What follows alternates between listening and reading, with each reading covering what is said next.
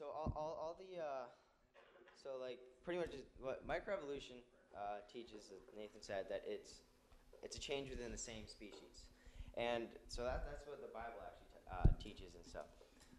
And so we can see that God created everything to go after its kind, not to change from one species to a totally different species, not just happen once.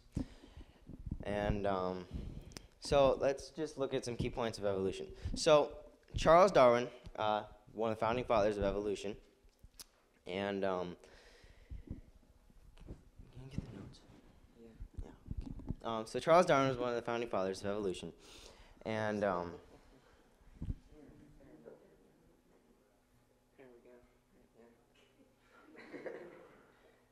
right, never mind. No notes. All right, then just go back. Okay. So, Put that back. My dear glory. All right, so Charles Darwin was one of the founding fathers of evolution, and he popularized Darwinian evolution and natural selection. And Darwinian evolution is pretty much where one species changes into another species, where every single living thing has a common ancestor. And so pretty much it's like a bullfrog and a cat. Their ancestor was the same, so they evolved throughout the time and became different things. And then natural selection is where things like when he went to the island and he studied these birds, and he found out that their beak sizes were different, so they evolved into their climate and stuff like that. And I really need the.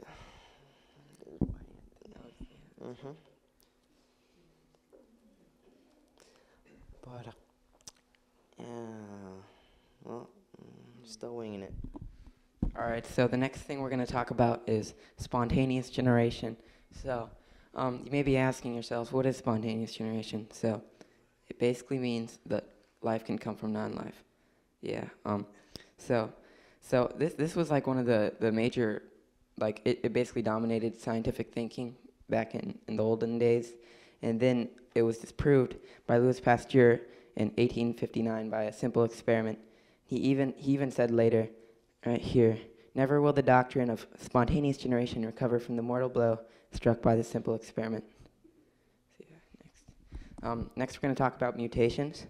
So yeah, so each so they basically the assumption is that 1 second, sorry.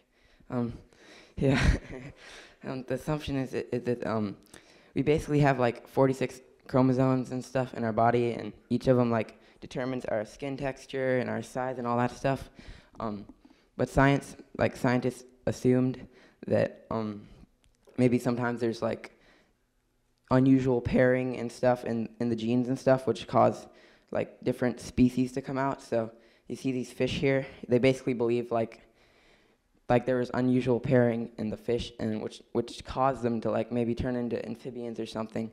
But we can see that that's not the case because yeah, we can see that that's not the case because then we'd have like fish in the middle of turning into an amphibian, and monkeys are like just about to the human point. It would just be really weird, you know. So yeah, it doesn't make sense. All right, now another one is the empty strata layers. So imagine like a bunch of layers under the earth.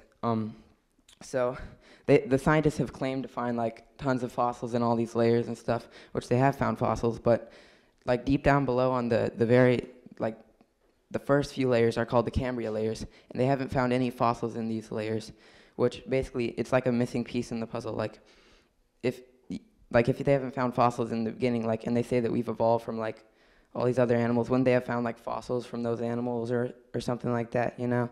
It just, yeah, it doesn't work. All right. So is evolution really science? So I mean, at this time I was gonna, say the definition of science, but we don't have the notes. So, so pretty much science has to be observable. So how can we observe evolution?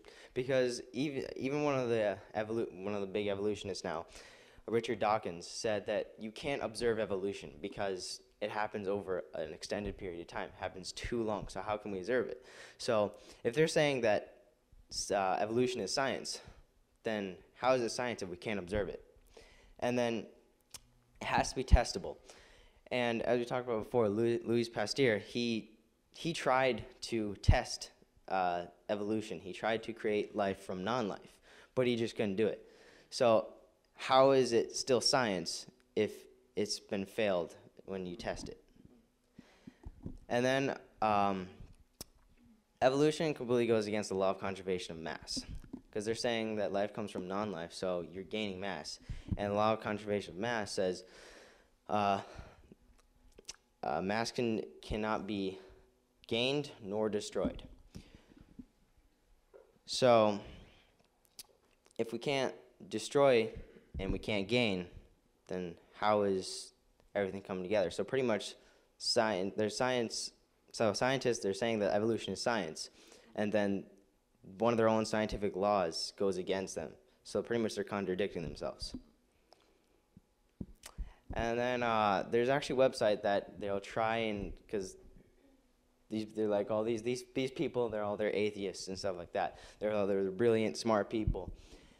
But on this website, there are a lot of people they name, and actually, they have Albert Einstein, Abraham Lincoln, Isaac Newton, and Charles Darwin. But actually, none of them were atheists.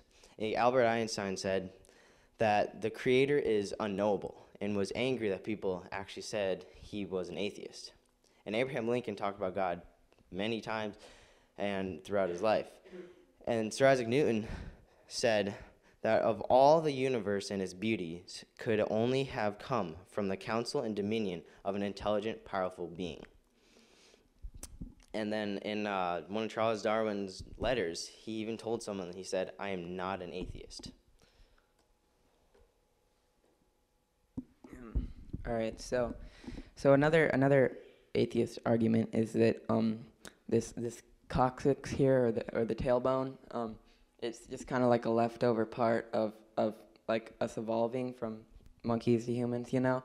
But that's actually not true, because you know, this thing actually serves like a lot of purpose. It connects like all our ligaments and stuff.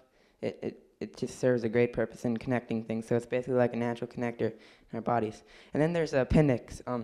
Yeah, they kind of say that this doesn't really matter either, but it really does. You know, you see, it helps our immune system, and it also helps us our growth when we're small and as we're young adults and stuff. Yeah. Well, yeah, the tailbone is pretty much what a lot of muscles, ligaments, and stuff connect to, and then the appendix is used a lot in the development of the fetus. All right. So basically, could we actually be wrong about God existing? Like, do you think we could be wrong about his existence? No, exactly. Because I mean, if I asked you guys, could you be wrong that your mother exists? No, exactly. Because I mean, you're here, and we all love our parents, right? We love our mother, and so we couldn't be wrong about God because we know him and we love him, and he transformed our lives at least once. When we're getting old, as we're going through our walk, he helped us, and we can see that he's been there for us, and he transformed us. So we couldn't be wrong about God existing. And so now, and like Ethan and Harold talked about yesterday, so there has to be a creator that created everything. Like, nothing could have just popped out of nowhere and just started evolving from just the smallest piece of nothing, pretty much. And then like, intelligent design is just like a big thing, and they actually won't teach it in any of the schools. They completely go against it, because I mean, like, there are these people this guy, he tried to ask these people, like, if they are intelligently designed, and they said, no, it can't be intelligently designed. So like, okay, then do you think a rose is intelligently designed? And they're like, no. So they say, okay, so if it's not intelligently designed, then you go ahead and make a rose. And they couldn't do it, and because we can't make anything, so it has to be intelligently designed. If we cannot make it, it has to be intelligently designed. All right, so voice crack. All right, so now this brings us to our close. So yeah, I hope you enjoyed and you learned a lot. Trevor's gonna have a closing prayer real quick. Yeah. All right. Well, dear Heavenly Father, thank you that we kind of got through this. There are some issues that happened, but just help at least with some of what we said to go through and help, and just help us have a great day today. And just thank you so much for it. And amen.